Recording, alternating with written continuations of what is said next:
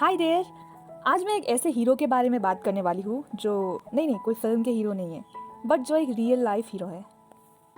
वे एक बहुत ही highly educated person थे। उनका लाइफ एक पॉइंट के बाद सेफ एंड सिक्योर्ड भी हो चुका था। He was very successful in his career, but in सब के बावजूद उन्होंने सब कुछ त्याग दिया और अफ्रीका के घने जंगलों में रहने चले गए। कितने साल?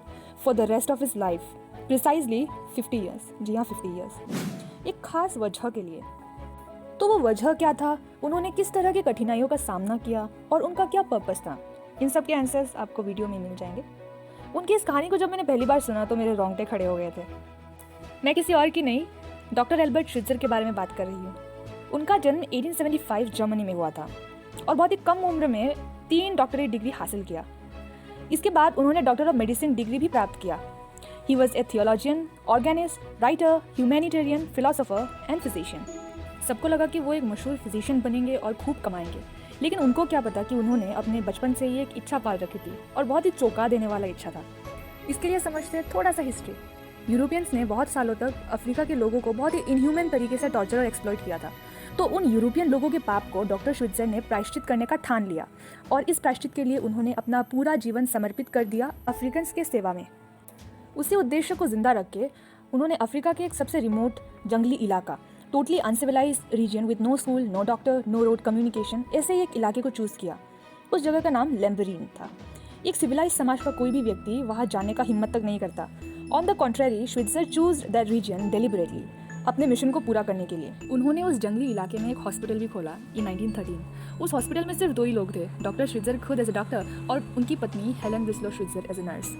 हर एक मोमेंट कोई ना कोई मुसीबत तो आता ही रहता था। भालू, गोरिल्ला, सांप और खतरनाक जानवरों का हॉस्पिटल में घुस जाना, पास की नदी से मगरमच्छ का आने का डर।